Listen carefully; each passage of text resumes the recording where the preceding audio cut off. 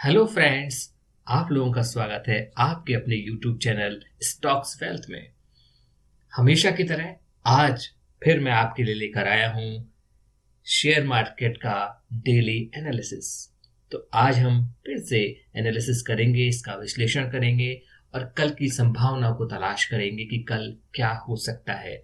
याद रखिए, कोई गारंटी नहीं, सिर्फ एक विश्लेषण है, इसलिए इसको ध्यान से देखिए और कोशिश करिए प्रॉफिटेबल ट्रेडर्स बनने के लिए। तो साथियों, शुरू करते हैं। सबसे पहले हम आते हैं investing.com की वेबसाइट पर और यहाँ पर देखते हैं पूरे दिन का क्या हाल चाल है, ग्लोबल इंडाइसेस क्या कह रहे हैं। तो सबसे पहले हम डाउ जोन्स से शुरुआत करते हैं और ये देखते हैं एक भारी गिरावट डाउ जोन्स में देखी जा रही है, लगभग 2.5% की। S&P 500 भी 2.5% और नेस्डेक 3% के करीब टूट रहा है। तो साथियों, ऐसा है कि अगले महीने इलेक्शन है यूएस में, तो इस वजह से इस मार्केट में बहुत ज़्यादा वॉलेटिलिटी आ गई है और इसका सीधा इम्पैक्ट इंडियन मार्केट में भी पड़ रहा है। और मैं ये कहना चाहूँगा कि पूरे ग्लोबल मार्केट में इसका असर पड़ रहा है, यूएस मार्केट का। तो ये रही बात यूएस मार्केट्स की। और हम अब यूरोपियन मार्केट्स की तरफ चलते हैं। ये देखिए, डेक्स जो कि जर्मनी का इंडेक्स है, ये जबरदस्त टूटा है, लगभग 4% की गिरावट के साथ अभी भी काम कर रहा है, 500 पॉइंट टूट चुका है। इसके बाद फुटीज 100 की बात करते हैं तो लगभग 3.25% टूटा हुआ है, 157 पॉइंट की गिरावट दर्ज की है इसने। और कैक 40 भी 3.5% करीब टूटा है। यूरोपियन मार्केट और यूएस मार्केट टूटने का एक कारण ये भी है कि वहां कोरोना की एक सेकेंड वेव आ गई है और केसेस बहुत ज्यादा बढ़ रहे हैं। कहीं कहीं यूरोप में तो लॉकडाउन लगाने की स्थिति भी उत्पन्न हो चुकी है। तो आइए अब हम देखते हैं एशियन मार्केट का क्या हालचाल है। अगर निक्केई की बात करें तो ये लगभग 0.5% से भी कम टूटा हुआ, 67 पॉइंट टूटा हुआ है। इसके साथ साथ अगर हम बात करते हैं न्यूजीलैंड की, तो न्यूजीलैंड थोड़ा सा प्लस में चल रहा है, 0.5% प्लस में चल रहा है। और इसके साथ साथ अगर हम S&P ऑस्ट्रेलिया की बात करते हैं तो ये लगभग फ्लैट सा है। अब आइए चाइनीज मार्केट की बारे में बात करते हैं। तो चाइनीज मार्केट में देखते हैं तो ये लगभग मिला जुला रुझान है, लेकिन ये बहुत ज़्यादा पॉजिटिव संकेत नहीं दे रहे हैं। और हम बात करते हैं इंडियन मार्केट की, तो ये भी और मार्केटों की साथ साथ ये भी टूटे हुए हैं, क्योंकि लगभग 1.5% की गिरावट दर्ज की गई है निफ्टी में और सेंसेक्स में भी लगभग 1.5% की गिरावट दर्ज की गई है। क्योंकि ग्लोबल जब मार्केट टूट रहा है और यूएस के मार्केट इतने भयंकर तरीके से टूट रहे हैं, तो उसका सीधा असर इंडियन मार्केट पे भी पड़ रहा है। साथियों, अब हम अपने निफ्टी के चार्ट पर आ गए हैं डेली एनालिसिस करने के लिए और देखेंगे कि कल की क्या संभावना हो सकती है। तो आज देखिए, आज भी गिरावट रही। लगभग अगर आप हाई और इसका लो देखेंगे आज का, तो लगभग 240 पॉइंट की गिरावट दर्ज की गई है। मैं आपको हाई और लो यहाँ पर दिखा देता हूँ कि क्या रहा है इसका। ये देखिए, इसका जो हाई था वो 11,929 हाई लगाया इसने, और इसके बाद ये टूटा, ये जो लो लगाया 11,684 का। अगर टोटल आप कैलकुलेट करेंगे तो 244 यानी मोटा मोटा 250 अंकों की गिरावट दर्ज की गई है निफ्टी में। तो फिर से चलते हैं हम अपने ट्रेडिंग व्यू के चार्ट पर और अपना विश्लेषण करते हैं। तो ये मैंने यहाँ पर रेजिस्टेंस की लाइन ड्रॉ कर रखी है, जो कि बहुत दिनों से 12,000 की रेजिस्टेंस की लाइन है। बार बार मार्केट वहां पर जाने की कोशिश करता है, लेकिन उसको पार नहीं कर पा रहा है और फिर से नीचे लौट आता है। तो आज भी यही रहा। आज इसने जो रेजिस्टेंस बनाया था 11,900 के ऊपर जाना बहुत मुश्किल रहा आज, और फिर यहाँ से सीधा नीचे की तरफ आता चला गया और इसने एक जबरदस्त लो बनाया, 11,684 का लो बना दिया। तो अब हम ये मान के चलते हैं कल के लिए जो हमारा रेजिस्टेंस होगा वो 11,900 का होगा, क्योंकि 2 बार ये यहाँ पर रेजिस्टेंस ले चुका है, एक तो 26 अक्टूबर को और दूसरा आज 28 अक्टूबर को। और इसका जो सपोर्ट है, तो जो तगड़ा सपोर्ट है माना जा रहा है वो 11,600 का माना जा रहा है, और इसके बाद 11,500 का सपोर्ट माना जा रहा है। तो कल मुझे ऐसा लगता है कि मार्केट इसी रेंज में काम करना चाहिए, 11,900 से लेकर 11,600 के बीच में। तो आप कल एक्सपायरी भी है वीकली, तो आप अगर स्ट्रेडल में काम कर सकते हैं और स्ट्रेडल के साथ साथ आप इसमें हैज पोजीशन भी बना सकते हैं। तो एक स्ट्रेडल आप 11,900 का देख सकते हैं और दूसरा जो स्ट्रेडल आप बनाएंगे वो 11,600 का। तो चलिए, ये तो हमने बात की चार्ट की, और इसका अब ओपन इंटरेस्ट चैन पर चलते हैं और वहां देखते हैं कि चल क्या रहा है। चलिए आइए ओपन इंटरेस्ट पर देखते हैं। तो ये मैंने ओपन इंटरेस्ट का खोल लिया है निफ्टी की ऑप्शन चेन, और यहाँ पुट के माध्यम से हम तलाश करेंगे सपोर्ट की, और कॉल के माध्यम से हम तलाश करेंगे रेजिस्टेंस की।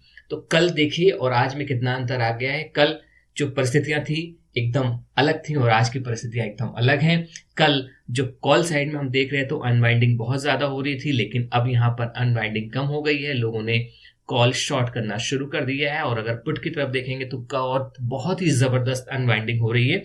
तो चलिए अब हमारा जो एट द मनी का पॉइंट है वो 11,700 और 11,750 है। हम यहीं पर स्टडी करेंगे कॉल और पुट की। तो सबसे पहले हम पुट की स्टडी करते हैं। पुट की स्टडी करके हम देखते हैं, ये देखिए 11,700 के लेवल पे लगभग 3,63,000 से ज्यादा की पुट जो है अनवाइंड की गई हैं। और यहाँ पर लेकिन अभी भी ओपन इंटरेस्ट अच्छा खासा है, 32 लाख के करीब है। और इसके बाद अगला जो पॉइंट है वो 11,600 का है। यहाँ पर देखेंगे तो 29 लाख के करीब का ओपन इंटरेस्ट है। लेकिन यहाँ पर एक अच्छी बात है, लेकिन ये बहुत मामूली है, 1,32,000 की ही ओपन इंटरेस्ट में चेंज आया है। तो लोग जो पुट राइटर हैं वो ये सोच रहे हैं कि अब मार्केट नीचे ही जाएगा, इसलिए वो पुट को अनवाइंड करे जा रहे हैं। अगला जो सपोर्ट हम देखते हैं वो कहां पर होता है। अभी एक जो सपोर्ट हमको दिख रहा है वो 11,600 का, जो कि हमने चार्ट में भी बताया था आपको। और इमीडिएट जो सपोर्ट है वो 11,700 का होना चाहिए, लेकिन यहाँ पे पुट अनवाइंड हो रहे हैं। तो 11,650 का आप सपोर्ट मान सकते हैं। इसके बाद का जो सपोर्ट आया जो कि चार्ट में हमने बताया था वो 11,500 का, और यहाँ भी ये दिख रहा है क्योंकि यहाँ पर भी ओपन इंटरेस्ट 39 लाख के करीब का खड़ा हुआ। तो सबसे ज्यादा ओपन इंटरेस्ट जो है 39 लाख का 11,500 पे है। इसके बाद 29 लाख का है 11,600 पे। इसके बाद जो है इमीडिएट जो सपोर्ट है 11,700 का है। तो साथियों हमने पुट की स्टडी की और ये जाना कि मार्केट में सपोर्ट का लेवल कौन कौन सा है। अब हम कॉल साइड में आते हैं और यहाँ पर स्टडी करते हैं कि यहाँ पर रेजिस्टेंस कौन सा है। जैसा कि हमने चार्ट में देखा था, सबसे तगड़ा जो रेजिस्टेंस हो वो 12,000 का लेवल है, वो बहुत दिनों से बना हुआ है। लेकिन आज हमने चार्ट में देखा 11,900 का भी एक तगड़ा रेजिस्टेंस बन चुका है, जहां पर 2 बार मार्केट ने ऊपर जाने की कोशिश की लेकिन कामयाब नहीं हो पाया। तो आइए 11,900 को देखते हैं, इसके बाद फिर फर्दर आगे देखेंगे। 11,900 पे हम देखते हैं तो यहाँ पर जबरदस्त लगभग 49,000, अगर आप 50 लाख इसमें ओपन इंटरेस्ट खड़ा हुआ है। और यहाँ पर जो नई कॉल बेची गई है वो 19 लाख के करीब नई कॉल भी बेची गई है। तो यानी यहाँ पर भी एक तगड़ा रेजिस्टेंस खड़ा हुआ है, 11,900 पर एक तगड़ा रेजिस्टेंस है। इसके बाद आइए अब हम नीचे की तरफ चलते हैं, 11,800 पे देखते हैं। 11,800 पे जबरदस्त 39 करीबन 40 लाख के करीब ओपन इंटरेस्ट खड़ा है और 16 लाख का चेंज इन ओपन इंटरेस्ट आया है, जो कि नई फ्रेश कॉल राइटिंग हुई है यहाँ पर। इसके साथ साथ हम देखते हैं एट द मनी 11,700 की क्या पोजीशन चल रही है। तो यहाँ पर 17,55,000 के करीब ओपन इंटरेस्ट है और 78,000 के करीब का इसमें नया ऐड हुआ है। तो 78,000 इसमें तो खैर मामूली ऐड हुआ है। तो अभी हमारा जो अगला जो रेजिस्टेंस होना चाहिए वो 11,800, यानी मार्केट को 11,800 पे बहुत ज्यादा स्ट्रगल करना पड़ेगा ऊपर जाने के लिए। तो हमने कॉल की स्टडी की और हमने पुट की स्टडी की, और ये हमने पाया कि मार्केट का जो अभी रुझान है, जो ग्लोबल इंडाइसेस बता रहे हैं, वो ये बता रहे हैं कि मार्केट जो है अभी नेगेटिव सेंटिमेंट में आ चुका है, क्योंकि कोरोना वायरस की वजह से और दूसरा यूएस में इलेक्शन की वजह से। आइए इसकी फर्दर स्टडी करते हैं, इसके ओपन इंटरेस्ट पे देखते हैं कि क्या चल रहा है।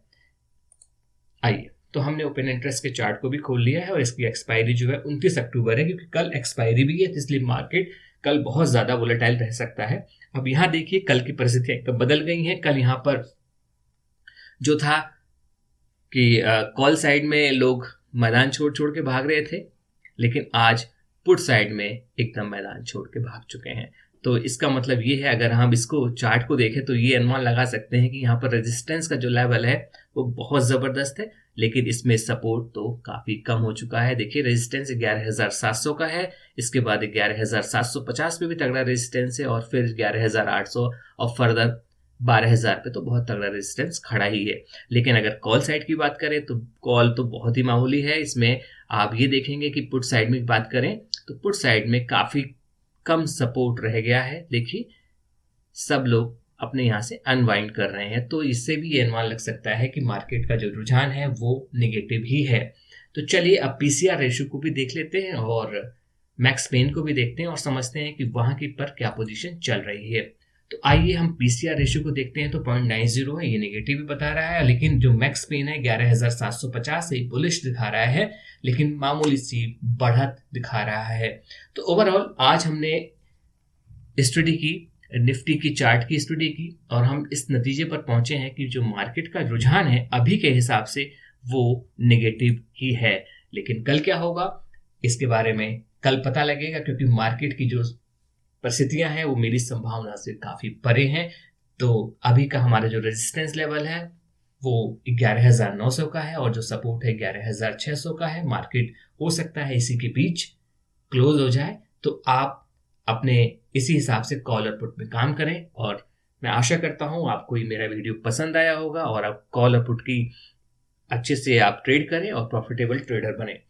अगर आपको मेरा वीडियो ये पसंद आया तो इसको लाइक कीजिए, सब्सक्राइब कीजिए मेरे चैनल को, और जो कुछ पूछना है कमेंट बॉक्स में आइए और कमेंट करिए।